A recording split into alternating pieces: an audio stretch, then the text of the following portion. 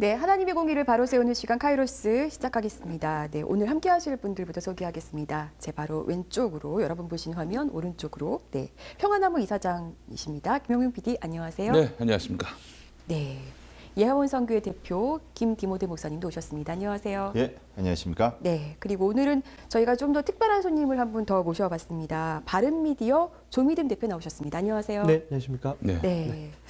저희가 오늘은 이제 신천지와 코로나를 주제로 좀 얘기를 좀 해봐야 될 것 같아서 이렇게 좀 특별한 소식을 순서를 좀 마련해봤는데 우선은 본격적으로 얘기를 풀어가기에 앞서서 정광훈 씨가 드디어 구속이 됐습니다. 네. 좀 어떻게 보셨어요? 네, 저희가 뭐 여러 차례 고발을 했습니다. 사필 규정이고요. 법 앞에 종교 지도자도 예외는 아니다.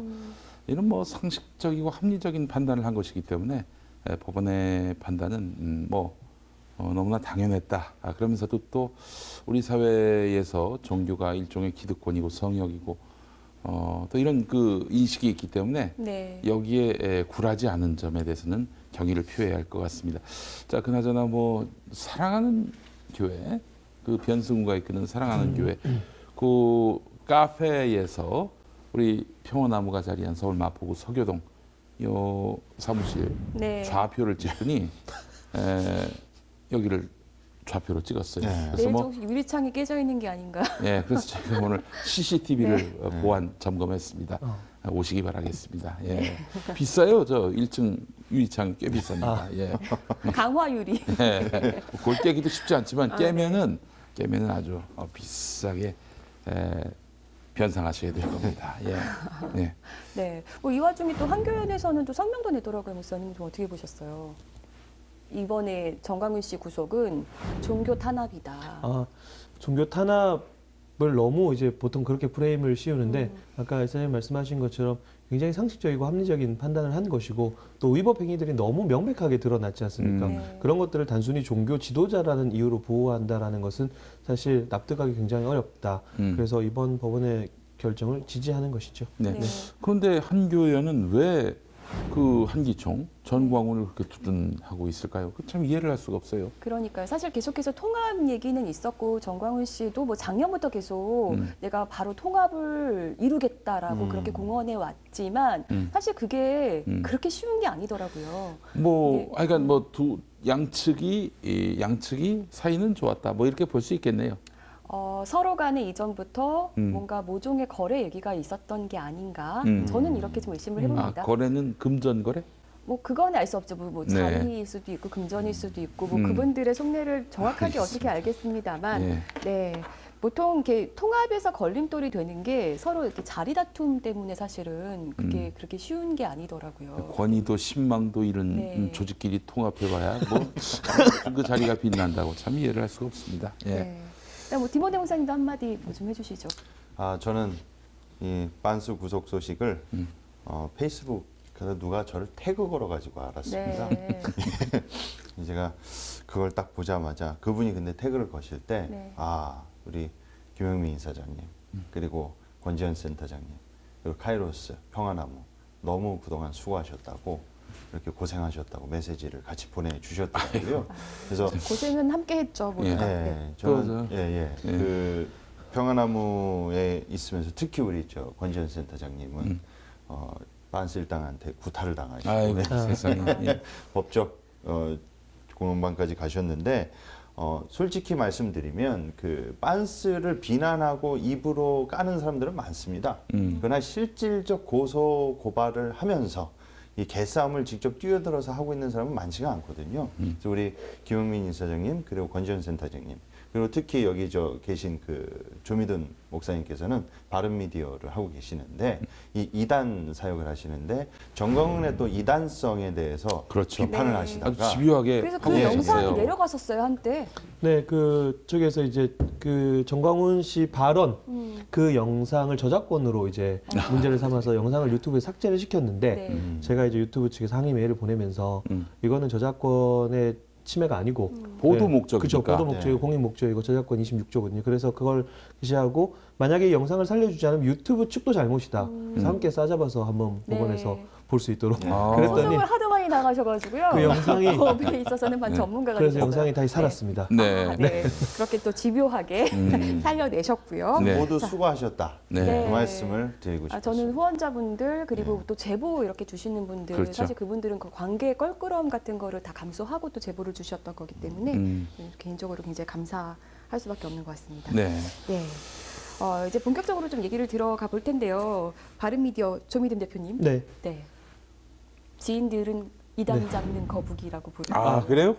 이게 뭐 본격적인 얘기인가요? 일단 바른 미디어 하면은 바른 미디어가 어떤 사역을 하는지 네. 또 지금 이단을 네. 검증하시는 일들을 굉장히 오랫동안 하셨는데 네. 이 바른 미디어가 네. 어떤 일을 하고 있는지 네. 또 조미든 목사님은 어떻게 또 이단 이렇게 그러니까요. 검증 사역에 네, 네. 그 모든 것을 다 던지셨는지 네. 그 얘기 자세부터 좀 되게 바르시거든요. 네. 바른미디어 대표. 뭐 뒤에 할 얘기들이 많으니까 네. 짧게 그냥 네. 말씀드리면 사실 보통 이제 이거 하시는 분들은 본인이 탈퇴자거나 아니면 가족들이 피해를 입어서 이제 이 사역에 뛰어들게 되는 경우들이 많은데 저는 사실 둘 다 아니거든요. 제가 이단 사역이 갔다 온 적도 없고 저는 피해를 직접적으로 가족들이 빠져서 입었던 적이 없어요. 그런데도 저는 어쨌든 피해자들을 많이 만났어요.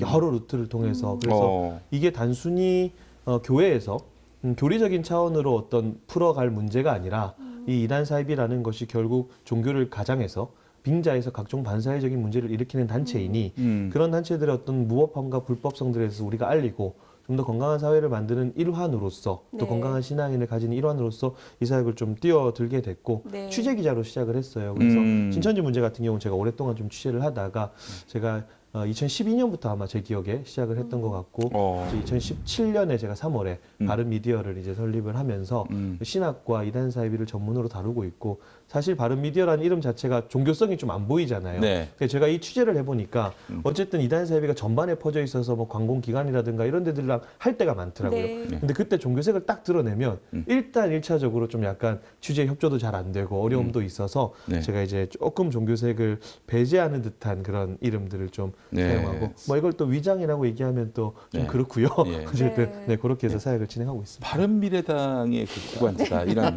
소문도 아 원래 바른 정당하고 좀 뭐가 있었다라는 얘기도 있었지만 일말의 관계가 없다라는 예, 점 다시 예, 한번 예. 밝히겠습니다. 그리고 예. 그 바른 믿음이라고 네. 정희철 목사라는 분이 또 하는 데가 그러니까요. 있는데 거기랑도 네. 또 네. 많이 오히려 혼돈을 하시는 분들이 네, 많습니다. 아무런 관련이 네. 없습니다. 음. 네, 네, 예. 그렇습니다. 네, 제가 본 그 이단 사역자분들 중에서도 네. 정말 믿음이 가는 그런 네. 조믿음 아, 대표님이신데 조믿음. 예. 네. 근데 이제 이번에 지금까지 했던 사역이 이번에 정말 빛을 발한다. 네, 네. 그런 생각이 들거든요. 네. 이제 그 코로나19가 신천지 교회 중심으로 이렇게 확산하면서 네. 일각에서는 이단 사역이 획기적인 전기가 마련된 거 아니냐 네. 아. 이렇게 좀 진단하시는 분들도 계시더라고요. 좀 어떻게 보세요? 그 사실은 그 한국에서 이단 문제에 대해서 한 획을 그었던 사건은 그 전에 있었죠. 세월호 때 그렇죠. 구원파가 네. 많이 유병헌. 그렇죠. 네. 많이 드러났었죠. 예. 사실 구원파라는 이름 이단이라는 용어 자체를 일반 방송에서 잘 사용하지 않았음에도 불구하고 그때를 기점으로 막 사용되기 시작했거든요. 네. 사실 이번 같은 경우도 신천지라는 것에 대해서 많은 교계에서는 얘기를 했었지만 네. 일반 방송에서 뭐 PD수첩에 예전에 한번 하긴 했었지만은 뭐 그렇게 주목했던 내용들은 아니었거든요. 네. 근데 저는 사실 조금 우려가 되는 지점들이 있어요. 왜냐하면 세월호 사건 때를 좀 반면 교사 삼아야 되는데 지금 같은 상황들을 보면은 어쨌든 신천지가 부정적으로 인식이 나온 것들, 그 앞으로는 우리가 그 단체에 대한 어떤 무법성과 불법성에 좀 주목을 해야 되는데 네.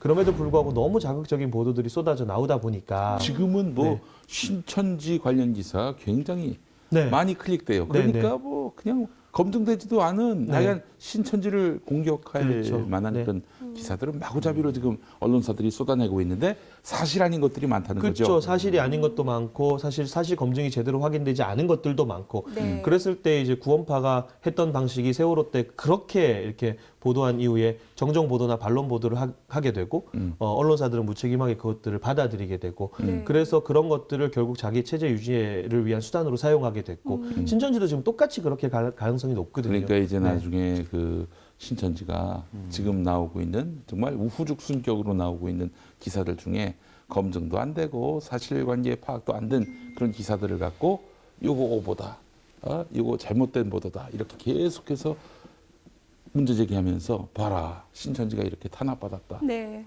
이 다 왜곡 보도로 우리가 이렇게 고통당했다라면서 말하자면 국면을 호도해, 그러니까요. 본질을 호도할 가능성이 있다는 거예요. 그러니까 사실상 뭐 지난 2월 23일에 입장 발표를 온라인을 통해서 했는데 그때도 사실 골자는 우리가 피해자다였거든요. 그렇죠. 네. 네. 그래서 사실은 여기서 덧붙여서 한 가지 더 말씀드리면 너무 이제 무분별한 보도들이 일어나다 보니까 이제 우리 시민들도 좀 성숙한 시민의식을 발휘를 해야 될 것 네. 같아요. 네. 너무 자극적인 기사에 좀 낚이지 말고 뭐가 진실인지 좀 분별할 수 있는 노력들이 필요하고 방금 말씀하신 거 덧이어서 얘기하면 어쨌든 자기들이 피해자다. 사실 늘 항상 신천지가 썼던 방법이거든요. 그게 아니라 지금은 자기네들의 잘못된 초기 대응이라든가 그리고 여전히 정부에 협조하지 않는 그런 모습들을 좀 반성하고 좀 사과를 해야 되는 게 그렇죠. 순서인데 예. 그러지 않고 자신들이 계속 피해자라고 얘기하는 것 좀 너무 뻔뻔스럽죠. 네.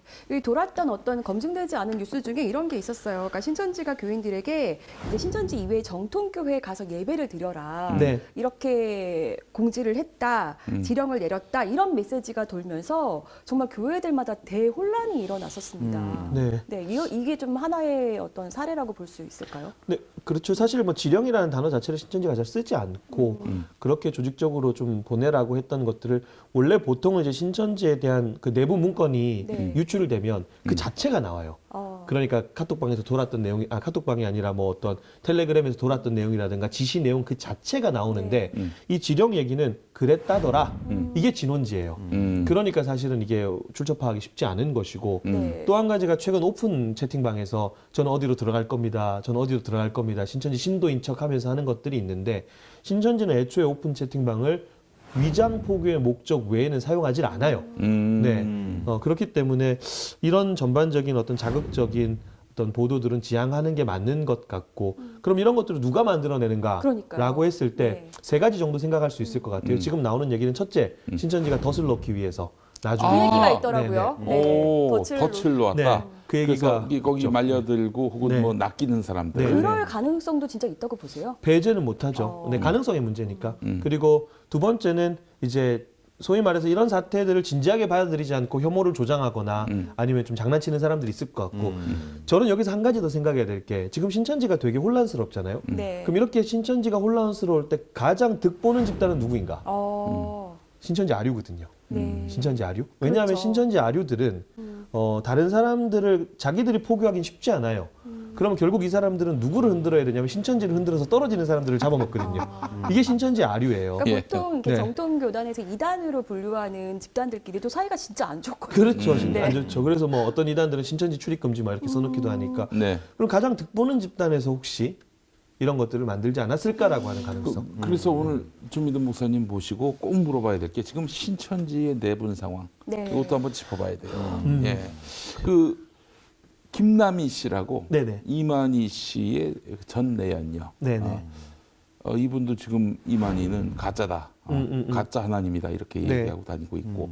뭐 또 다른 축들이 있습니까?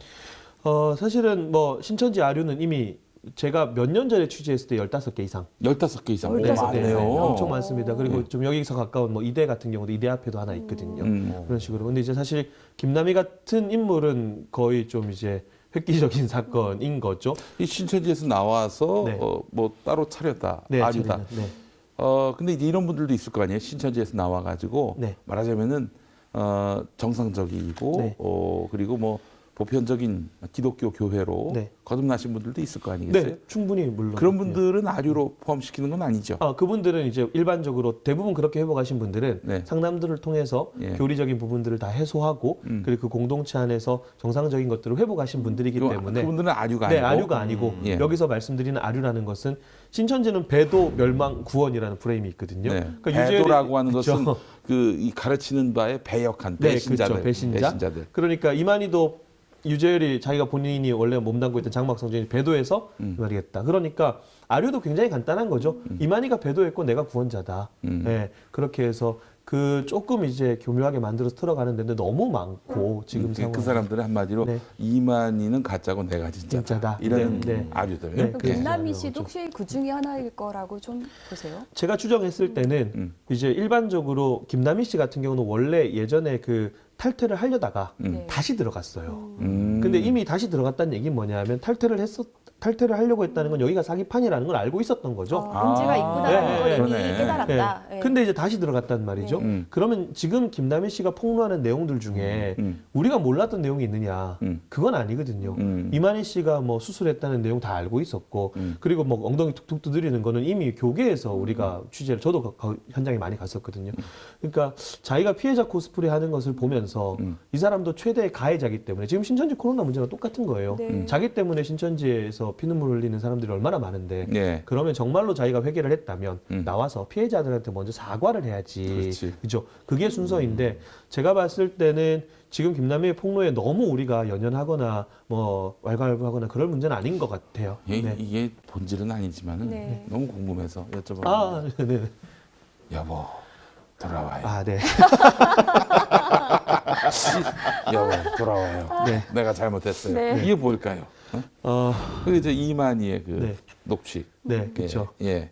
그러니까 결국에는 그런 녹취가 있다는 얘기는 뭐냐면 김남희 씨가 이만희의 약점을 여러 가지로 많이 가지고 있다라는 이야기거든요. 네. 사실 김남희 씨가 신천지를 이탈했는지 이만희 씨가 쳐냈는지 이건 아무도 알 수가 없어요. 근데 이탈해 보인 것 같습니다. 저는 이탈이라고 주장을 해왔거든요. 예. 그리고 일각에서는 이제 뭐 보냈다라고 얘기를 하지만 제가 봤을 때는 이탈로 보는 거죠.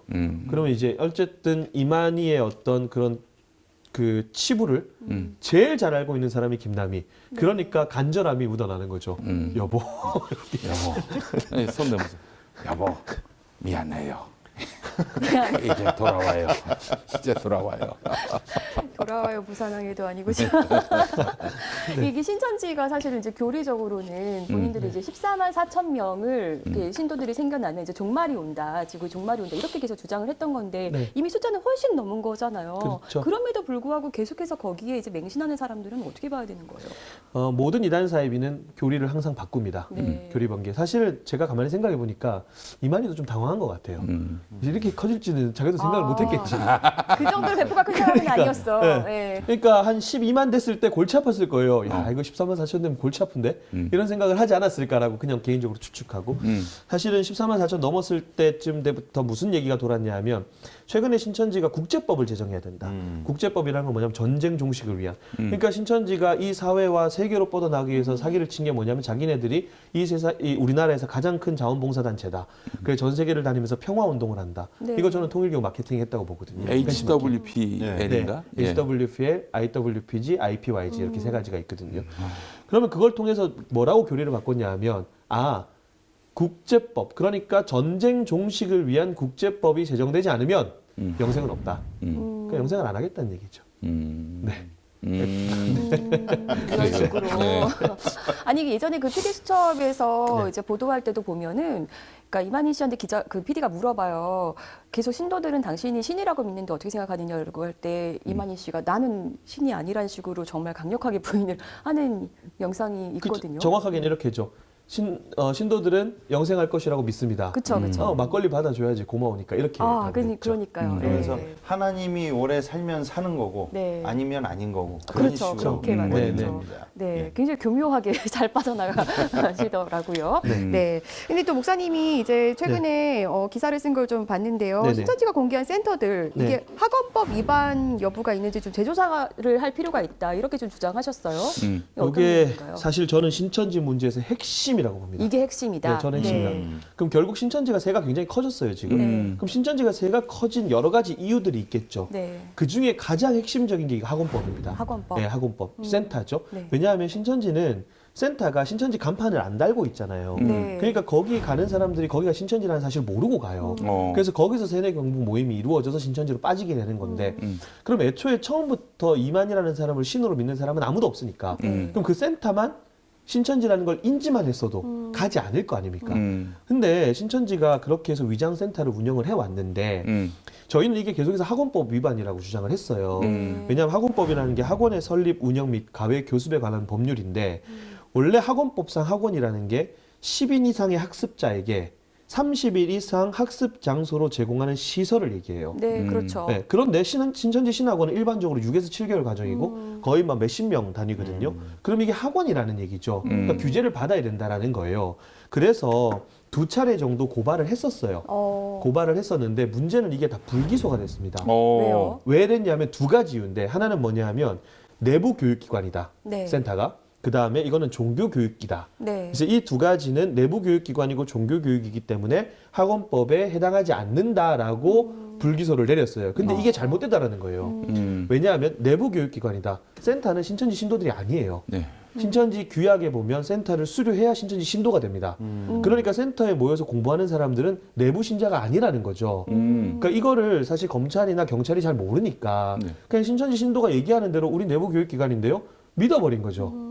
굉장히 어리석은 판단을 한 것이고. 아, 그래요. 아니 그 학원법이면은 네. 그 학원으로 등록한 업체만 학원. 그게 아니라 등록을 안 하고 그렇게 하고 있으니 네. 이제 학원 등록을 해야 된다라고 하는 이 법에 저촉이 되니까 이걸 단속해서 등록을 하도록 만들어야 된다라는 거죠. 요즘에 그렇습니까? 학원 네. 등록하기가 되게 어렵다 그러는데. 그렇죠. 사실은 보통 우리 피아노 학원이랑 학원이 아니라 교습소가 맞는 거죠. 맞아요. 교습소, 예, 교습소가 등록하는 거고. 네. 그래서 신천지 신학원은 명백하게 학원의 형태로 운영되고 학원법에 저촉이 된 대상이 된다라고 얘기했던 그 건데 문화센터다라고 얘기하면 어떨까요? 문화센터가 아닌 것이 일단은 학원법상 학원 자체가 10인 이상 학습자에게 30일 이상 학습 장소로 제공하는 시설이니까 아, 그러면은 네, 학원이죠. 예, 학원으로 예. 등록해야 네, 되는 학원으로 거군요. 보통은 등록해야죠. 2달 뭐 네. 이렇게 이상 그렇게 교육을 그렇죠. 하니까. 사실 그런 교회 같은 경우도 그럼 해야 되냐라고 하지만 교회는 일단은 내부 성도들을 대상으로 하는 거니까. 아니, 교회라는 간판을 다니까요. 네, 네, 그거는 간판 달고. 상관이 간판 없어요. 없이 간판 네. 없이 그렇게 오랫동안 교육을 하는데 그렇죠. 학원으로 등록도 하지 않고 네. 하는 거는 어쨌든 법 위반이다. 뭐 그렇죠. 이런 그래서 판단이신 거고. 폐쇄가 아니라 신천지라는 간판을 달라는 거예요. 네. 그죠. 사실 그것만 해도 사람들이 가지 않으니까. 근데 뭐냐 하면 불기소 처분이 됐는데, 근데 재밌는 건 네.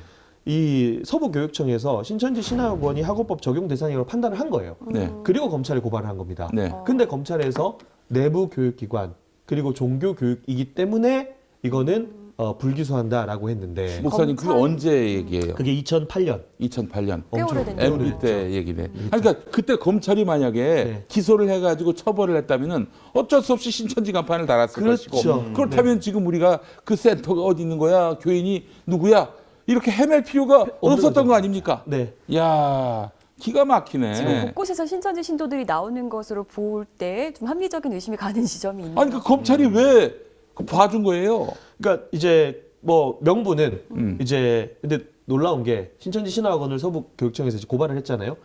아무도 모르게 네. 그 위층 두 층 위인가 거기에 신천지 위장교회가 있었던 거예요. 아. 그걸 몰랐어요. 그러니까 이제 그 신천지 주장한 거는 이 위장교회 사람들이 교육을 받는 내부기관이다. 이렇게 얘기한 거죠. 그래서 검찰은 그것만 믿고 그냥 내부 교육기관이다. 근데 내부 교육기관이고 종교 교육이기 때문에 불기소를 했지만 네. 일단 1차적으로 내부 교육기관이 아니라는 거. 왜? 센터에 모여 있는 사람은 신천지 신도가 아니라는 거죠. 그렇지. 네. 그리고 모르고 간 사람들이 그렇죠. 아니에요. 거의 다 거의 다 네. 그렇게 가는 거고. 그렇죠. 종교 교육이기 때문에 단속할 수 없다. 이거는 헌재 판단이 이미 나와 있어요. 헌재가 뭐라고 얘기했냐면 2000년도에 이렇게 얘기했습니다.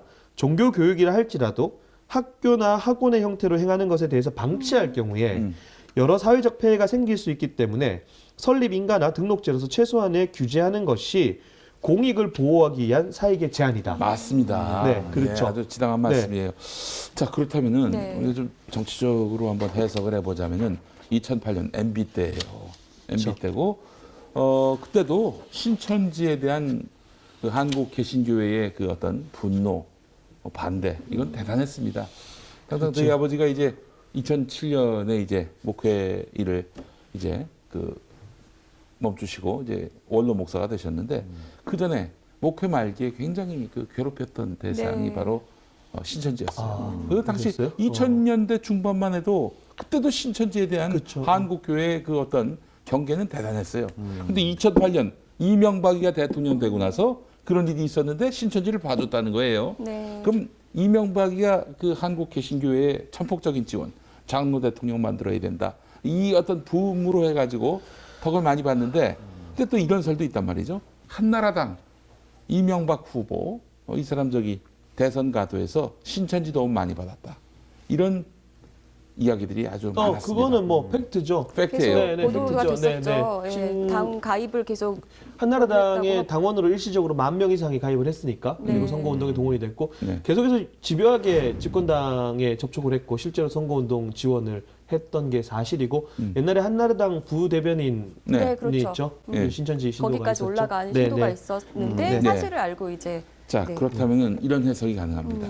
MB가 뭘 모르고 뭐 검찰이 그렇게 판단했는지 안 했는지 모르고 그냥 뭐 검찰이 그렇게 불기소 처분할 수도 있겠지만은 신천지 쪽에서 이제 SOS를 친 거지.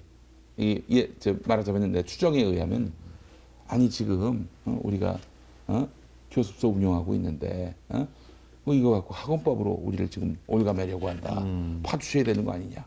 그래서 MB가 검찰에다가 말하자면 지시를 해가지고 그 불기소한 것은 아닌지 하는 의심이 드는 거예요. 그러니까 여기서 저도 거기서 한 가지 덧붙일 수 있는 게 네. 말씀드렸던 그 검찰에서 불기소, 그러니까 서부교육청에서 고발했던 건 두 번째 불기소거든요. 첫 번째 불기소가 어디서 어려졌냐면 이게 수원지방검찰청에다가 신학원 단속해달라고 고발을 했어요. 네. 근데 그 사건을 누가 맡았냐면 과천경찰서가 맡았어요. 과천 경찰서요? 네, 네. 아, 신천지 본부가 그렇죠. 있는 신천지 과천. 본부가 있는 네. 과천경찰서가 맡은 거예요. 허허. 사실 이제 그래서 과천경찰서가 안양 과천교육지원청에다가 우리는 판단이 잘 안 된다. 이게 학원법 대상 맞냐라고 질의를 하죠. 네. 그랬더니 안양 과천교육지원청에서 이거 규제 대상 아니다라고 답변을 하고 그걸 가지고 불기소를 처분을 했어요. 네. 사실 이게 너무 답답한 게 조금만 신천지에 대해서 확인만 해봤어도 네. 그리고 피해자들이 제출한 자료만 살펴봤어도 이게 내부 교육기관이 아니라는 것을 쉽게 알 수 있고 그다음에 종교교육이라고 할지라도 규제해야 된다는 헌재 판단이 이미 2000년도에 내려져 있고 네. 심지어 이거 가지고 뭐 했냐면 교육부한테 법령 해석을 부탁을 했어요. 교육부에서 법령 해석을 헌재 판단에 근거해서 법령 해석을 해서 종교교육이라 할지라도 규제를 해야 된다. 규제 받는다라는 법령 해석까지 제출을 했음에도 불구하고 한낱 교육지원청의 공무원의 판단을 듣고 불기소를 해버리고 하하. 그리고 이게 불기소가 하나 됐으니까 두 번째 불기소는 너무 쉽죠. 네. 또 불기소를 해버리고 그러니까 애초에 과천경찰서에서 이런 것들이 이루어졌다는 점도 여러 가지 합리적인 의심을 하게 되는 거죠. 자, 그렇다면은 뭐 우리가 이렇게 강력하게 추정할 수 있겠네요. MB 덕으로 이만희가 굉장히 큰 문제 아닙니까? 신천지한테. 저는 핵심이라고 봐요. 이 문제가. 신천지에게는 굉장히 중요한 문제인데 이 문제와 관련해서 이제 법의 처벌을 받게 생겼으니까 네. MB한테 SOS를 보냈고 MB가 그렇게 해가지고 뭐 이렇게 신천지 봐줘라라고 하달한 것은 아닌지 이거 규명해봐야 됩니다. 그 당시 뭐 한나라당에 뭐 신천지 신도들이 대거 뭐 당 가입도 하고 네. 그랬다고 했는데 그게 지금의 어떤 미래통합당까지 이어질 수 있다고 보세요? 어쨌든 신천지는 계속해서 정치권에 줄을 대왔고 그리고 그런 정황들이 계속해서 새누리 이어졌을 때도 뭐 났었죠. 과천 같은 경우는 어떤 특정 후보가 나왔을 때 뭐 정치 그 선거운동을 지원해주겠다라고 접근하기도 했었고 그러니까 뭐 의혹은 당연한 거고요. 그리고 네, 뭐 더불어민주당 쪽 인사들하고도 뭐 교류가 있습니까? 접촉을 계속 시도는 하는 건 맞죠. 왜냐하면 일단은 이제 모든 정치권에 그렇죠. 다. 모든 정치권에 그리고 가장 큰 정당 네. 근데 이제 너무 길게 이제 뭐 이명박근혜 시절에 여기다 줄을 대왔기 때문에 그렇게 한순간 또 틀어가는 것이 쉽지는 않았겠지만 네. 그럼에도 불구하고 집권당은 기본이고요. 네. 그리고 좀 세력이 있는 어떤 그런 단체에 접근하는 건 이게 신천지뿐만 아니라 모든 이단 사회비가 똑같은 거죠. 그렇죠. 사회적 그렇긴 공신력을 한데 확보해야 되니까. 네. 지금 이 연결고리 또 그렇죠. 뭐 특혜 받은 거 따져보면 은 네. 확실히 한나라당, 새누리당, 자유한국당, 미래통합당 쪽에 그렇죠. 보다 많은 인맥과 또 인프라가 네. 구축돼 있다. 그래서 네트워크가 있다. 그렇죠. 그래서 예. 이번에 그 황교안 대표가 보면 신천지를 두고 특정 교단 언급은 부적절하다고. 아니 이 양반은 왜 말을 이런 했어요. 엉뚱한 얘기를 했을까? 교단이라고 칭한 것도 굉장히 아니 신천지가 네. 무슨 교단이야 이단이지. 공부까지 하신 분으로 알고 있는데. 전도사시죠? 예. 침례교 전사 예. 네. 어떻게 생각하시는지. 말이 안 되죠. 이게 말이 어떻게 안 되는 하냐. 얘기야. 예. 자기가 기독교인이라고 개신교인이라고 하면서 그것도 전도사까지 한 사람이 신천지를 특정 교단이라고 얘기했다는 건 그냥 그 사람의 기본적인 사고 방식을 이해할 수 있는 워딩이라고 저는 생각합니다. 그래서 둘 중에 하나로 비춰지는 게 보통 이 이단 사이비를 분별 못할 정도의 그런 감각이 없는 사람 아이, 절대 아니거든요. 아니죠. 네, 아니죠. 네. 그러면 본인이 신천지거나 아니면 뭔가 신천지와의 커넥션이 있지 않는 이상 저런 발언이 나올 수 없다. 네. 그 정치적 계산하에 뭔가 신천지한테 밉보이면은 신천지 표심이 사라질까봐 아니면 그거를 이제 염두에 두고 네. 신천지 탓을 돌리기보다는 지금 현 상황에 이 정치적 판단은 친중 외교를 하고 있는 문재인 정권을 비판하는 게 더 무게에 실어야 되기 때문에 그걸 노리고 그렇게 발언한 것이다. 예. 라고 생각했는데 그거에 대해서는 좀 어떻게 생각하십니까? 사실은 저도 보면서 여러 가지 생각을 했는데 특별히 저는 종교 탄압이라는 걸 듣고 좀 많이 놀랐어요. 왜냐하면 지금 과연 이 사람이 누구를 위한 정치를 하고 있는가? 왜냐하면 그 헌법에도 어떻게 보장하고 있냐 하면 37조 2항으로 제가 기억하는데 우리나라는 종교 자유가 있어요. 네. 그런데 그런 종교의 자유를 할지라도 국민의 안전과 질서를 위해서는 법률로서 제한할 수 있다. 이게 헌법이거든요. 지금 이제 사람들이 지금 전염병 때문에 크게 뭐 사망하는 사례도 계속해서 나오고 있고 온 국민이 공포심을 느끼는데 그 핵심에 지금 신천지 문제가 있고 이들의 협조 안 하는 문제가 있는데 네. 이걸 비판하고 이걸 수사해야 된다고 하는 것을 특정 교단이라고 해서 종교 탄압이라고 얘기한다는 건 자신의 정치적인 어떤 입장을 표명하기 위해서 이렇게 사용한 건데 그럼 과연 이 사람이 정말 국민을 생각하는 사람인가? 저는 그런 의구심들이 많이 드는 거죠. 완전히 자기 정치 프레임에 갇혀서 지금 세상이 어떻게 돌아가는지를 지금 분별을 못하는 상황이 아닐까라는 자, 생각이 그렇기 들어요. 때문에 신천지와 미래통합당 사이에 여전히 무언가 서로 네트워크가 연결돼 있는 것 아닌가 하는 그런 의구심을 갖게 되고요. 네. 그런데 네. 센터장님, 그 보수 교회들도 네. 이참에 신천지를 그냥 아주 그냥 아작을 내자 이럴 것 같았는데 지금 그렇지 않습니다. 신천지 얘기를 안 해요. 네. 대형 교회들이 왜 그러지? 그러니까요. 굉장히 이게 의심되는 부분인데요. 제가 제보받은 것도 보면 오히려 목사님들이 교인들에게 이거 지금 신천지가 문제가 아니라 예. 중국 입국을 금지하지 않는 것이 지금 문제다라는 식으로 계속 문자 메시지를 그렇게 돌리시더라고요. 야, 기가 막힐 따름이네. 아니 제가 그 깜짝 놀랐습니다. 신천지를 벌레처럼 여기던 네. 해충처럼 여기던 사람들이 지금 신천지에 대해서 그건 신천지 관계없어 이런 식으로 나오고 무슨 있어요. 일만 벌어지면 신천지라고 그렇게 진짜 교회 안에서 자기 비판하는 사람도 그냥 덮어놓고 쟤는 신천지야 이랬던 목사들이 말이에요. 아마 디모데 목사님도 그런 오해 좀 예, 받으셨을걸요? 저 신천지 소리 많이 들었어요. 네. 뭐 공격만 받으면 네. 네, 그렇게 이용하셨던 분들이 이거 좀 어떻게 보세요? 할 말이 없으십니다. 네. 할 말을 잃으셨습니다. 당황스럽죠. 네. 왜냐하면 신천지를 안다라고 하면 이렇게 할 수 없는 것이고요. 그러니까 뭐 사리분별이 제대로 안 된다라고밖에 표현할 길이 없고 그럼 도대체 지금 이 문제의 핵심이 뭔가를 잘 못 본다라는 거죠. 그만큼 지금 분별력이 이만큼 떨어져 있는가라는 생각들을 하게 되고 한국교회 현 주소를 알게 되는 것 같아서 사실 좀 네. 씁쓸해요. 그러니까요. 왜냐하면 한국교회에서 신천지 문제가 이렇게 불거질 때 그 타이밍을 보면 처음에 신천지가 무료 성경신학원이라고 시작을 했잖아요. 네. 근데 그때는 별로 아무도 관심을 가지지 않았어요. 그냥 그때 제가 기억이 나는데 네네. 장로들이 네. 평신도들을 교육하기 위해서 네. 뜻을 모아가지고 무료 신학원을 열었다. 네. 무료. 네. 그래서 많이들 미혹했단 말이에요. 네, 그렇죠. 그렇게 했는데 사실 좀 규모가 있는 교회들이 신천지 문제에 별로 큰 관심 없었거든요. 근데 그 관심을 가지게 된 계기가 뭐냐면 신천지가 교회로 들어와서 자기들 정도 빼가니까. 추수꾼이라고 하죠. 그렇죠. 네. 그러니까 교회에 직접적으로 타격을 입기 시작하니 그때부터 이제 관심을 쏟기 시작한 거죠. 근데 그 관심이라는 건 피해 자유에 대한 관심이 아니에요. 맞아요. 자기 교회의 성도들 지키기 위한 그 관심이거든요. 그래서 제가 듣기로는 어떤 대형 교회는 우리는 워낙에 성도들이 많으니까 네. 그 교인들 좀 빠져나가는 것쯤은 네. 뭐 아무렇지도 않게 생각했던 교회들도 있었던 것 과연 그게 야. 뭐 소위 말하는 개신교인 입에서 나와야 되는 이야기인가? 그러니까 신천지 문제는 자기 교회를 지키는 것 외에는 그렇게 중요한 문제가 아닌 거죠.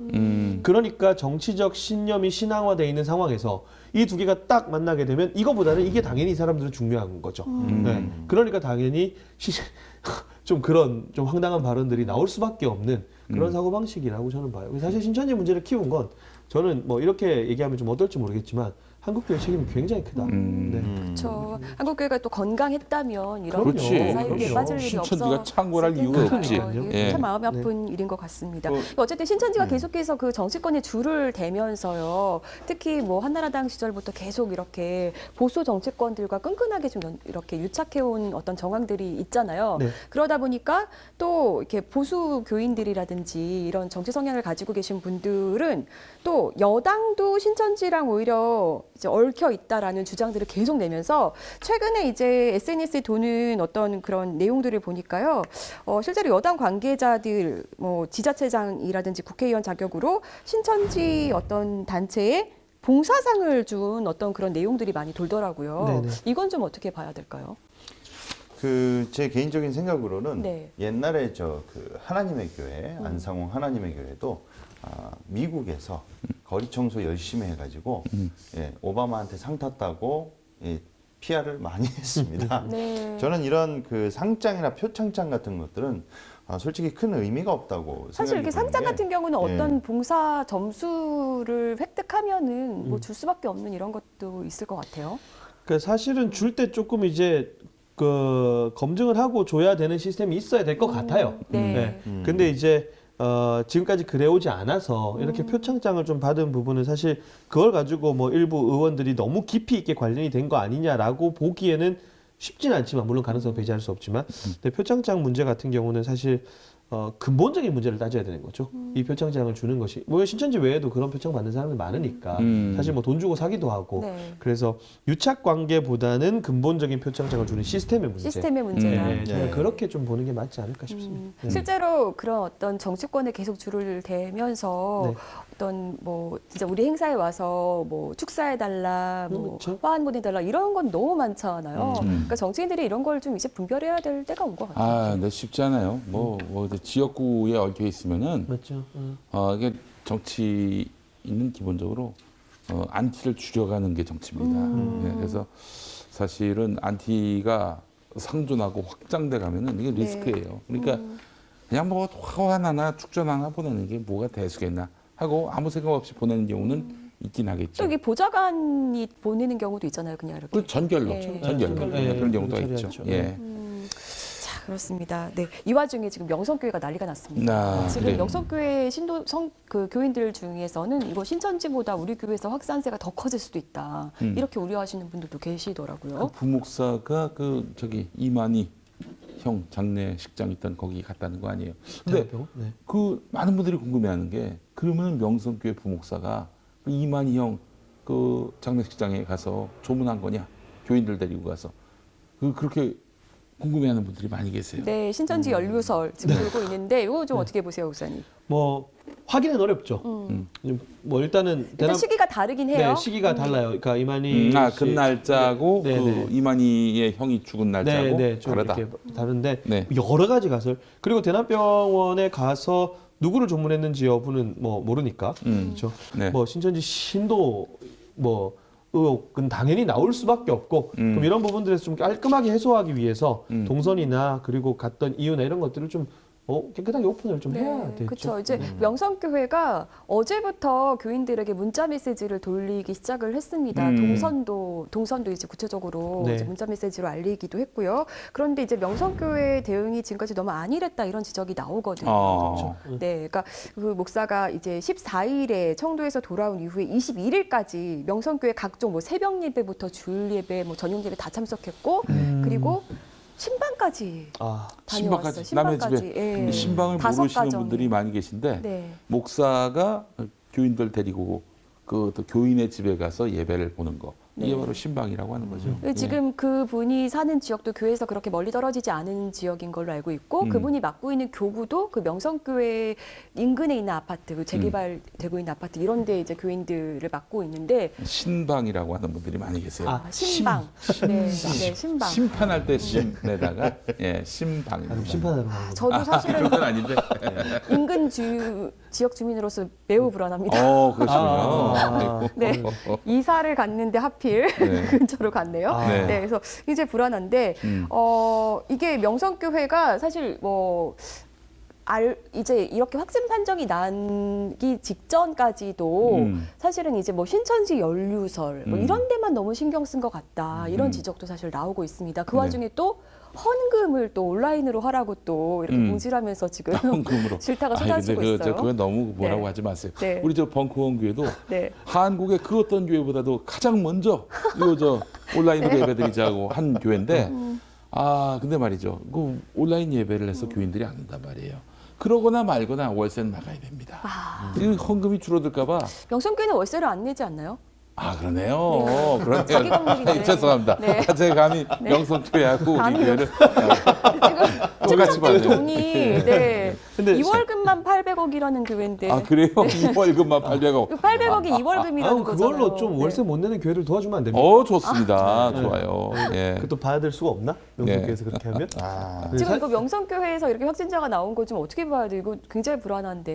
네. 왜냐면 초대형 교회니까 그러니까요. 이게 또 전파력의 문제니까 음. 좀 적극적인 대응이 필요하겠죠. 본인들도 지금 안 그래도 지금 여러 가지 명성교회의 이야기가 나와서 이미지가 좀 많이 실추되어 있는 상황에서 이걸 또 신천지로 몰아가는 것보다는 그쵸. 그렇게 하면 본인들도 이미지 세탁용밖에 보이지 않으니 네. 좀 이제 대승적인 차원의 대응들이 좀 필요해 보이네요. 그러니까 저도 네. 뭐 지금 이 목사가 신천지냐 아니냐는 네. 좀 추후의 문제인 네, 것 같고 그쵸, 지금은 그거는 빨리 네. 이제 코로나19를 확산을 막는 것이 굉장히 중요하다 이런 생각이 듭니다. 예. 네. 뭐 잠깐 그 신방이라고 해서 제가 심판할 심자로 했는데 한자가 심판할 심자가 아닙니다. 네, 예. 뭔가요? 그냥 신하고 심 이걸 구분하기 위해서 제가 심판할 때 심이라고 그랬는데 이게 실은 찾을 심자와 찾을 심. 물을 방자. 아. 예, 그렇습니다. 찾아가서 안부를 묻는 그렇습니다. 건가요? 찾을 네. 심자에 물을 방자. 네, 그런 의미니까 이건 참고 삼아서 알아두시고요. 예,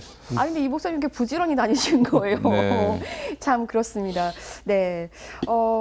이제 어쨌든 코로나19가 하필 신천지에서 확산을 했고요. 또 굉장히 비판을 받고 있는 또 여러 가지로 비판을 받고 있는 명성교회에서 이제 발생을 하다 보니까 거기다 또 정광훈 씨의 어떤 구속에 있어서도 그 코로나19가 예. 또 중요한 역할을 했다 또 이렇게 생각하시는 그러니까 분들도 사실은 있거든요. 우리 저 평원나무가 네. 고생했다 이렇게 말씀해 주신 분들께 정말 감사하지만 사실 빤스 목사 구속은 좀 자충수인 면도 있어요. 그 지난 주말에 그러니까. 그 영적 실질 심사를 코앞에 두고 말이죠. 그래놓고는 국민들한테 그 우려를 자아내게 뭐 여기 뭐 야외에서는 병이 안 옮긴다. 뭐 그리고 이런 거 통제하지 마라. 그러니 얼마나 공분을 샀습니까? 여론에 굉장히 민감합니다, 사실은. 그런데 그 빤스 목사가 그렇게 나대다가 그렇게 해서 결국 철퇴를 맞은 거예요. 빤스 목사가 뭐 저기 영장 실질 심사 받으면서 김용민이 탓했는데 김용민이 탓할 일이 아니라 본인을 탓해야지 왜 애먼 사람을 말이죠. 네. 근데 저는 이렇게 발생하는 것들을 보면서 이게 극우 진영이라면 분명히 신의 심판이다. 이런 식으로 또 프레임을 씌웠을 텐데 네. 또 이렇게 생각하고 싶은 심리도 제 안에 있기는 하거든요. 좀 세 분은 어떻게 보세요? 아니 근데 이제 좀 네. 놀란 게 사실은 네. 지난 주일에 보수 대형 교회가 막 거봐라 하나님이 살아계셔서 저렇게 신천지를 심판한 거 아니냐. 난 이 설교가 나올 줄 알았는데 그런 내용이 많지 않대요. 거의 없대요. 그래서 그 굉장히 그런 걸 괜히 우려했어. 평화나무 때문에 그럴 것 같습니다. 그래요? 잘못 발언하면 이제 네. 계속 올라오니까. 그래서 그런가? 대형교회 목사들 중에 TK 출신들이 좀 있습니다. 근데 이제 본인들이 우한폐렴이라고 코로나 바이러스라는 그 단어도 안 쓰면서 죄송하지만 우한 폐렴도 아니고 우환 폐렴이라고 많이 들어요. 그래요. 우한인데. 예. 그래서 그 중국이 공산주의 정권이고 기독교 핍박해서 하나님께 벌받았다는 식으로 설교를 해놨는데 자기 출신인 본고장인 대구 쪽에 이게 터져버린 거예요. 그럼 또 대구를 또 하나님의 심판 받았다는 식으로 발언을 하면은 타격을 입지 않겠습니까? 네. 그러니까 딱 중국까지만 이렇게 발언을 하고 대구에 대해서는 이제 언급을 안 하는. 그러면 공격의 그 전선이 흩어지는 게 싫었던 거 아니에요? 그런 것도 있고 네. 그러니까 기본적으로 이 사람들 심리 속에서는 신천지를 이렇게 정치적으로 비판하면은 그러면은 이게 또 총선 국면 앞두고 미래통합당에게 예? 문재인을 심판할 미래통합당에게 해가 되는 것 해가 아닌가. 된다. 네. 예, 이런 염려 때문에 전략적으로 지금 신천지를 언급하지 않는 것이라면 혼날 사람들입니다. 정말 하나님께 크게 심판받을 사람들이에요. 예, 전 그렇게 생각을 합니다. 예. 네. 그냥 근본적으로 이 코로나 바이러스의 우리 대한민국에서 첫 스타트가 한국 사람이 중국에 갔다가 걸려서 온 것이지 네. 지금까지 중국인으로 인한 전염은 단 한 건도 없었거든요. 그리고 중요한 거는 이 특히 대구 지역에서 이렇게 코로나 바이러스가 창궐하게 된 그 시발점이 네. 지난 1월 29일 날 그 언론 보도에도 많이 보도가 됐었습니다. 이게 워낙 큰 일이었기 때문에 우한에 갔다 온 대구 시민 수십 명 중에 7명이 연락 두절이 됐습니다. 근데 그 연락 두절된 그 7명이 연락이 두절됐는데 보건당국에서 계속 연락을 해도 연락이 안 되는 거예요. 그래서 나중에 보건당국에서 이 사람들의 소재 파악을 한 다음에 동선을 확인해 봤더니 네. 대남병원 장례식장을 갔다 온 것이죠. 그 대남병원에 이만희 형이 죽어 있는 그 장례가 있었죠. 그리고 그 지역 청도가 그 목사님께서 뭐 아시겠지만은 그 이만희 하나의 고향. 이만희 부모의 묘소가 네. 있기 때문에 성지로 그렇게 알려져 이만희 있는데 고향이기도 하고. 예, 예. 그래서 순서를 보면요. 그 우한에 다녀온 신천지 교인들로 인해서 이 사람들이 대남병원에 갔고 또 대남병원에서 2차 감염자가 생겼고 또 이 사람들이 2월 9일, 2월 16일 신천지 집회를 참석해서 여기서부터 기하급수적으로 퍼졌어요. 그런데 저는 궁금한 게 이겁니다. 보통 자기가 감염자 중에 뭐 예를 들어서 불륜을 저질렀다든지 예. 아니면은 밝히기가 이제 뭐 그렇지. 어려운 예. 그런 사람들은 밝히기 어려운 이런 사연이 있다고 쳐도 네. 신천지 교인들은 도대체 왜 이렇게 정부에 비협조적이고 조금이라도 이 동선 아니 나 신천지 예배 갔다 왔다 이런 거 말하는 게 그렇게 얘네들한테 협조하기가 어려운 지점인지 왜 그렇게 거짓말을 하는 건지 그 근본적인 이유가 뭔지 좀 여쭤보고 싶습니다. 일단 몇 가지 있는데 첫 번째는 뭐냐 하면 가족 중에 본인이 신천지라는 사실을 모르는 사람들이 있어요. 그렇죠. 예를 들면 만약에 제가 신천지다라고 밝혔을 때에 가족 간에 이제 갈등이 생기기 시작하니까 그리고 결국 그 갈등은 가족이 자기를 뭐 상담소나 데려가서 회심시켜 버리는 그러니까 그럼 자기는 이제 죽는다라고 생각을 하는 거죠. 그게 한 가지 있는 것이고 어쨌든 신천지 안에서 가족이 알고 있는 사람이냐 모르고 있는 사람이냐 등급이 다르거든요. 관리할 때 하여튼 그런 문제가 있고 아, 근데 등급이 갈라요? 네, 그렇죠. 예를 들어서 만약에 우리가 우리가 신천지다. 그럼 여기는 이제 가족이 알고 있는 사람, 이 신천지라는 사실을 알고 있는 사람, 저는 신천지라는 사실을 가족이 모르는 사람. 등급이 달라요. 관리하는 체계가 누가 다르다고. 더 온 가족이 신천지냐 아니면 네. 가족 중에 일부가 신천지냐? 아니 그게 아니라 네. 이렇게 신천지가 2명 있으면 신천지에서 이 사람이 신천지라는 사실을 가족들이 알고 있느냐. 네. 그리고 제가 신천지라는 사실을 우리 가족들이 모르고 있느냐. 이 두 개가 등급이 다르다는 거죠. 교인이 아니더라도 신천지 신도 안에서. 네, 네. 왜냐하면 등급이 누가 더 높나요? 가족이 알 경우? 여기가 이제 가족이 알 경우가 훨씬 더 관리 대상인 거죠. 관리 대상. 네, 관리 대상인 거죠. 그런 식으로 등급을 나눠서 하기 혹시나 때문에. 가족들이 설득하고 만류해가지고 그렇죠. 네. 그렇죠. 신천지에서 이탈할까봐. 그렇죠. 그러니까 가족이 아는 경우에 신천지 교인, 신천지 교인인데 가족이 이 사람이 신천지 교인인지를 알고 있는 경우는 더 많이 관리를 하고 그렇죠. 네. 가족이 모르는 자기가 이제 신천지 교인임을 모르는 그 신천지 교인은 네. 그보다는 좀 덜 관리한다. 덜 관리하는 그런 게 예. 있고 또 두 번째는 뭐냐면 지금 막 공무원들 신천지 신도를 나오고 있지 않습니까? 네. 그러니까 좀 밝혀지기 껄끄러운 사람들이 분명히 있을 거예요. 네. 그러다 보면 이제 소위 말해서 정치권이나 아니면 조금 요직에 있는 사람들까지 나올 가능성을 배제는 못하는 거죠. 그러니까 자기 신분 때문에 밝히기를 꺼려하는 사람들이 있을 것 같고. 목사님, 지금 21만 명 명단을 신천지가 정부에 넘겼다고 하는데 네. 다 넘겼을까요? 절대 다 안 넘겼다고 저는 보는 거죠. 아. 사실 일단 21만이라는 수치 자체도 안 맞아요. 왜냐하면 신천지가 작년에 계속해서 자기들 홍보했던 게 뭐냐면 작년 2019년 한 해 동안 10만 명 수료했다 그랬거든요. 네. 10만 명 수료했다는 얘기는 뭐냐면 신도가 10만 명이 늘었다는 얘기예요. 그쵸. 그럼 2019년도 초에 넘어갈 때 신도 수가 21만 명이라 했는데 네. 그럼 그 사람들 주장 그대로 하면 약 신도가 31만 정도 된다는 얘기거든요. 그럼 지금 21만 뭐 24만 5천 뭐 이런 얘기를 하는 거 보니까 네. 전혀 지금 숫자가 맞지도 않고 그다음에 계속해서 시간 끌기 하는 이유는 일단 출연될 사람들은 출연내겠죠. 네. 그리고 난 이후에 제공하게 될 거고. 그렇게 되면은 일단 뭐 신천지의 이단성 여부와는 신천지의 이단성 여부에 대해서 관심을 둘 이유가 없는 정부나 공공으로서는 지금 다 전수조사를 해야 되는데 그러니까요. 신천지에서 준 명단만 갖고 전수조사를 하면은 나머지 사각지대에 있는 그쵸. 뭐 대략 한 9만에서 10만 되는 네. 이 사람들은 도대체 이 코로나19에 감염됐는지 감염되지 않았는지 알 수가 없는 거네요. 그리고 더 중요한 문제가 있어요. 네. 신도뿐만 아니라 예. 그 신도들이 접촉한 아까 말한 센터들 있잖아요. 네. 그 센터에 있는 예비 신자들 어, 그렇죠. 그 그 사람들은 카운팅이 안 됐어요. 카운팅이 안 된 거죠. 그 센터랑 센터랑 보금방은 어떻게 다른 거예요? 보금방이라는 건 센터로 가기 전에 단계. 소그룹으로 이런 식으로 한 서너 명 정도 모여가지고 이런 것들은 최근에 어디서까지 하냐 하면 일반 교회 카페에서도 막 해요.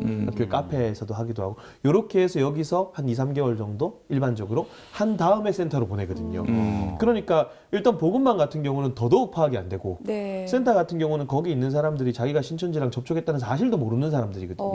그러니까 센터 리스트도 빨리 받아야 되는 거죠. 아직 우리가 신천지라서 너한테 접근한 거라는 얘기를 듣기 직전의 사람들이라서 그렇죠. 그러니까 자기가 신천지랑 접촉했는지 여부도 모르는 사람들이 지금 너무 많을 거란 말이죠. 그럼 이런 특성상 거의 시한폭탄이나 다름이 없겠네요. 그럼요. 그러니까 저는 애초에 이 문제가 딱 터졌을 때부터 뭐라고 했냐면은 협조 절대 안 된다. 수사, 압수수색. 압수수색. 네. 그걸 빨리 해서 명단을 체크하고 신천지는 어쨌든 명단 관리가 철저한 집단이에요.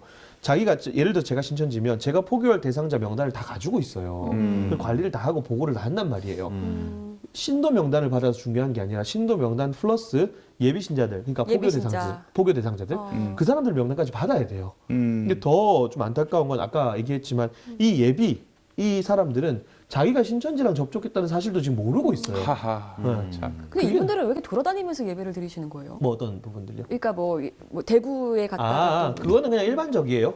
보통 이제 예를 들어서 출장을 갔다거나 네. 뭐 그런 경우가 있을 수도 있고.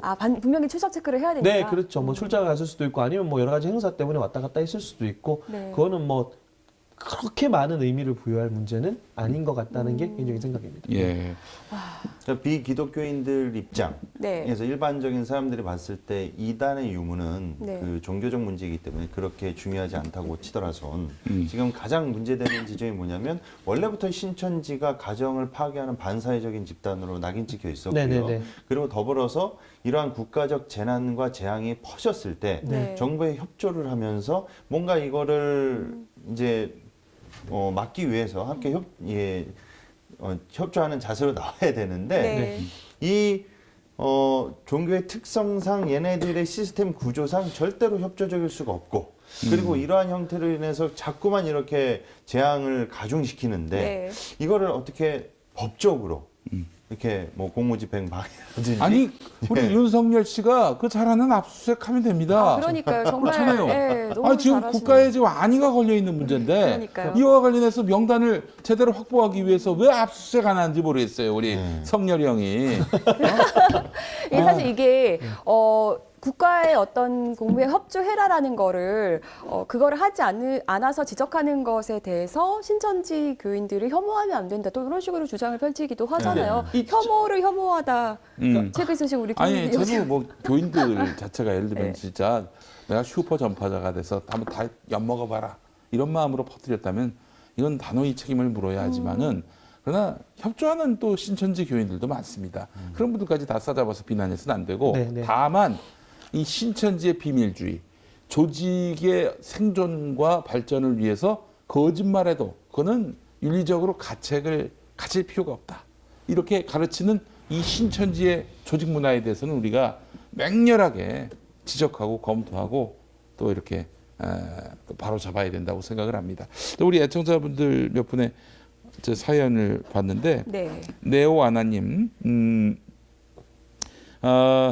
저들은 상담소에서 강제 개종시킨다고 하는데 신천지는 기독교와 다르다는 걸 스스로 인정한 거죠. 강제 개종이라는 표현을 쓴 걸 예, 보니까. 강제 개종이요. 예. 그래서 뭐 이만희가 보혜사다, 육체 영생이다 이렇게 말하고 있는데, 예. 예수교회라는 그 타이틀을 다는 것도 참 뭐 좀 문제가 많은 것 같습니다. 자, 그런데 저는 사실 이거 보고 좀 마음이 많이 아팠는데 이라는 필명 쓰시는 분. 본명인지는 모르겠습니다만 가족이 신천지인 걸 알게 된 건 폰을 떨어뜨렸는데 거기에 이제 엄마라고 해야 되는데 제사장 될 우리 엄마 이렇게 폰에 적혀 있었다는 겁니다. 네, 그렇죠. 예, 네. 제사장이 뭐예요? 그러니까 뭐 그냥 간략하게 설명하면 그냥 구원받는 자기들의 어떤 선민 의식을 나타내는 표현인 거죠. 네. 용어 중에 하나네요. 그렇죠. 네. 쓰는. 네, 알겠습니다. 또 하나가 명단을 인멸하도록 시간 주는 검찰. 저도 이 알게 모르게 검찰 내부에 신천지 조력자들이 있을 거라고 생각을 합니다. 네. 그러니까 이들은 지금 윤석열 검찰은 이런 대한민국 법질서, 국가 안위 관심 없어요. 이런 집단이기 때문에 철저하게 법무부가 관리 감독해가지고 명단 가져와라. 그렇게 지시해야 하지 않겠는가 하는 생각이 듭니다. 검찰총장한테. 이게 좀 늦었다는 생각도 저는 들어요. 오히려 증거를 없애려고 했다면 벌써 없앨 수도 근데 저 있는. 총선 국면이고 전에 또 이제 검찰과 각을 세우면서 민주당의 지지율이 빠졌다 이런 얘기들이 있거든요. 그래서 좀 신중하려고 하는 것 같다는 느낌이 드는데 지금 그게 문제입니까? 총선이 문제입니까? 국가의 안위가 걸려 있는데. 우리가 이 지점에서 한번 생각해야 될 게 네. 원론적인 이야기일 수 있겠지만 네. 그 신천지 신도들의 사고방식 한번 좀 생각해봐야 돼요. 네. 그러니까 왜 자꾸 협조를 안 하느냐라고 얘기하지만 자 일단 어쨌든 허황된 교리에 사로잡혀 있잖아요. 네. 그러니까 자기들만 구원받고 자기들만 제사장이 되고 자기들만 신천지 새로운 하늘과 땅에서 살 거란 말이에요. 이 교리가 단순히 교리로만 그 사람들한테 지적으로만 가지고 있는 게 아니라 네. 그 사람의 삶의 방식을 바꾸는 거죠. 그래서 한 가지 제가 염려하는 건 도덕 불감증이에요. 그러니까 신천지 안에서도 신천지에 대한 믿음이 강한 사람이 있고 적은 사람이 있어요. 적은 사람들 같은 경우는 자기 신천지 신도라고 스스로 지금 밝히면서 막 나오는 거거든요. 네. 근데 여전히 이거는 그냥 이만희가 처음에 지시할 때 마귀의 지시라고 했고 자기들 이걸 핍박으로 느끼면서 그렇지 우리 이거 잘 이겨내면 이제 우리 역사가 완성된다라고 하면 자기들만 그냥 구원받는 사람이라고 인지를 하고 있다면 굉장히 도덕적인 불감증이 생길 수 있어서 이 사회가 어떻게 되든 말든 상관없는 거예요. 굉장히 정광훈 씨랑 흡사하다. 네. 만희 씨의. 그게 옛날에 옴질리교 같은 경우 그런 일들이 벌어지지 않습니까? 뭐 가스테러를 저지른 이유가 일본이라는 나라를 무너뜨려서 일본 땅 가운데 옴질리 국가를 세워야 되겠다. 그 교리가 있으니까 그게 삶으로 나타나는 거니까. 그러니까 이런 어떤 사이비 단체에 대한 문제들을 접근할 때는 단순히 현상보다는 그 사람들이 가지고 있는 사고가 뭐지? 그럼 그것이 우리 사회에 어떤 모습으로 나타나지? 라는 지점들을 우리가 정확하게 인지하고 있지 않으면 단순히 그 사람들이 이야기하는 것만 들어서 가지고는 절대 이 문제는 해결되지 않는다. 그 사실은 이제 지금 이 국면에 접어들어서는 국가 공동체를 생각을 해야 돼요. 어느 그렇죠. 종교 기관이든. 네, 네. 그러나 지금 신천지는 국가는 뭐 관심이 없고 조직 관리를 위해서 또 조직의 영달을 위해서 이렇게 좀 뻔한 거짓말까지 하고 또 이런 방역 과정에서 전혀 협력을 하지 않고 그야말로 손바닥으로 하늘을 가리는 네. 거죠. 그 비슷한 일을 지금 명성교회 가고 있어요. 그러니까요. 네. 코로나 확진 부목사의 동선을 숨겨왔던 거 아니겠습니까? 뭐 숨겼다기보다는 별로 그렇게 심각성을 인지하지 못했, 관심이 없었다. 저는 좀 네. 그렇게 보고요. 그리고 또 네. 광장에 자기 추종자들 나오라고 네. 막 부추겼던 빤스 전광훈도 그렇고. 그러니까 이자들은 제가 보기에는 정통 이단 구분이 안 돼요. 이 사람들은 그냥 다 똑같은 그냥 사이비들 같습니다. 그리고 오히려 이렇게 코로나19를 정치적으로 이용해서 자신들의 어떤 세를 결집하거나 뭔가 수수를 쓰는 정치인들에 대해서는 이제 국민들이 똑똑하게 알아차리고 좀 심판을 해야 되지 않을까. 네. 총선 때 그런 생각이 정부가 듭니다. 좀 더 단호하게 대응해도 되겠다. 근데 지금 너무 좀 주저하고 있는 것 같아서 그런 사이에 상황은 또 악화될 수밖에 없는 그러니까요. 거예요. 예. 이 코로나19 사태를 빨리빨리 좀 종식을 시켜야 될 것 같은데 그것을 위해서 우리가 좀 어떤 것들을 해야 될 것 같은지 좀 바람이라든지 좀 진단 같은 것들 한마디씩 좀 부탁드리고 오늘 마무리하겠습니다. 네, 목사님. 네. 일단은 뭐 신천지 문제가 제일 많이 걸려 있으니까 빨리 지금도 늦었다고 생각하지만 빨리 지금이라도 그 명단과 그다음에 위장센터 리스트 이런 것들이 다 있는 것들을 압수수색해서라도 빨리 확보를 하는 거 그거 자꾸 늦어지면 이거는 사실 곧 잡을 큰일 수 납니다, 없거든요. 진짜. 네, 네. 네. 그거 해야 되는 거 그리고 국민의 생명을 담보로 해서 정치하지 말자. 네. 네, 저는 그렇게 말씀드리고 싶어요. 네. 네. 목사님. 저는 다시 한번 말씀드리지만 황교안 대표, 예, 절대로 제대로 멘탈이 정신이 박혀 있는 개신교인이라면 신천지를 가리켜서 특정 교단이라는 워딩 단어 자체가 나올 수가 없습니다. 이거는 분명한 본인이 신천지가 아닌 이상, 만약에 신천지가 아니라면 뭔가 신천지와의 커넥션이 있지 않는 이상 이런 발언 자체는 절대로 나올 수가 없습니다. 기독교인일 수도 없고요. 그래서 너무 무지했거나 네. 네. 무지한 걸 수가 없습니다. 왜냐하면 신천지는 너무 유서가 깊은 이단이라고 이단 중에 탑 오브 이단이기 때문에 그래서 지금 지지했던 수많은 교회들도 이 발언에 대해서 반드시 문제를 짚고 넘어가야 되고요. 다시 한번 생각해 봤으면 하는 바람입니다. 예. 네. 제가 2012년 그때 나는 꼼수도 하면서 신천지 문제를 거론한 적이 있었어요. 그 대선 거의 임박해서 그 신천지와 새누리당 연관성 얘기를 했는데 저는 사실 많은 교회들이 호응할 줄 알았어요. 뭐 호응은 안 하더라도 김용민이가 말한 거니까 그냥 뭐 못 본 척 할 거라고 생각을 했는데 와 도리어 김용민을 공격합니다. 국민일보 이태영 그 친구 네. 아직도 저기 그 기자하고 있나요? 잘 모르겠어요. 이태영이라고 그 친구 포함해서 국민일보 종교부 용서할 수 없습니다 진짜.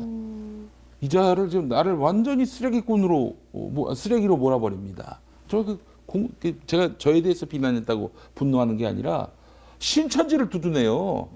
루머를 퍼뜨린대요. 오히려 국민일보는 이당과의 전쟁을 선포한 언론 중에 하나이기도 한데. 그리고 나서 후원금도 많이 2017년에 그 CBS 팟캐스트 사이판에서 신천지 내부의 섭외부 총무였던 사람이 이만희가 자기 입으로 새누리당 그 이름 내가 지어줬다. 이렇게 말한 것이 이제 공개가 됐어요. 그 국민일보는 또 나중에 2012년 이후 나중에 신천지와 새누리당 연루설 이런 보도를 또 냅니다. 절신당한 거죠. 그래서 국민일보가 그랬고요. 한기총 홍제철. 아, 대표적인 뭐 1급 폐기물이죠. 네. 홍제철 이 인간도 그 먹초를 비난하면서 신천지 새누리당 연루설은 그거는 사실이 아니다라고 얘기를 했습니다. 아주 미친 것들 아닙니까? 아니 가만히 있든가 왜 신천지를 두드네요? 이자들은 지금 겉으로는 신천지 진리에 어긋나고 사회적 이런 무리를 일으키는 이자들 응징하자 말은 그렇게 하면서 정치적인 어떤 상황이 발생하면은 신천지와 한편이 되는 놈들입니다. 이런 놈들이 지금 교계에서 무슨 저기 주류를 자처하고 다니고 있어요. 어처구니 없는 일입니다. 야 너희들 진짜 신천지 반대하냐? 묻고 싶습니다. 사실 정말 제대로 정신이 박혀 있다면 정광훈 씨를 지지하지도 않았죠. 네, 그런 생각이 들고 저도 사실 그냥 넘어가려고 그러는데 한마디 하고 싶은데 네네네. 제가 예전에 그 교계한 언론사에 있을 때 방송사에 있을 때 그때 CBS가 한참 신천지에 빠진 사람들을 엄청나게 보도해서 이슈가 됐을 때였어요. 그런데 참 아이러니하게도 그때 CBS 청취율이 내려갔어요. 그래요? 네. 거의 저희도 이제 시청률표를 다 받아보고 분석하잖아요. 네. 근데 이제 저도 그때 이제 팀장이었으니까 팀장급 이상 이렇게 회의를 들어갔을 때 네. 그때 시청률표를 보죠. 네, 네. 그 얘기를 하면서 그때 그 고위급 선배 중에 한 명이 뭐라고 그러셨냐면 이때를 기회 삼아서 우리가 시청률을 높이자 이런 얘기를 하신 분이 계셨거든요. 참 이런 거를 볼 때 종합적으로 볼 때 참 이게 뭐가 중요하고 뭔가 정의감을 가지고 그리고 뭐 국가를 위해서 혹은 교인들을 위해서 이렇게 제대로 그러니까 그것에 어떤 주안점을 두는 게 아니라 그런 어떤 사안이 터질 때마다 이것을 어떻게 하면은 우리 집단이 유리하게 활용할까 이런 생각을 하는 사람들이 너무나도 많다는 게 참 너무 마음이 아픕니다. 그러니까 네. 진리와 정의 때문에 신천지를 반대하는 게 아니라 신천지 반대 이유가 우리 교인 빼가지 마라. 네. 이거 아닙니까? 네. 지금 이제 보수 대형 교회들, 이자들이 무슨 신천지를 반대해요? 비판해요? 오로지 관심이 자신들의 어떤 세를 유지하거나 확산하는 데 있는 사람들이 너무 많다. 그게 정치권도 신천지하고 그렇고, 뭐가 교회도 다르고? 그렇고. 네, 이런 생각을 할 때 참 마음이 아프고요. 교인들이 또 시민들이 국민들이 깨어 있어야겠다 이런 생각을 더 많이 하게 되고 빨리 이 사태가 종식되기를 바라봅니다. 네. 오늘 너무 좋은 말씀 해주셔서 감사하고 세 분 감사하고요. 네, 저희는 다음 시간에 좀 더 알찬 소식으로 찾아뵙겠습니다. 네, 감사합니다. 고맙습니다. 고맙습니다.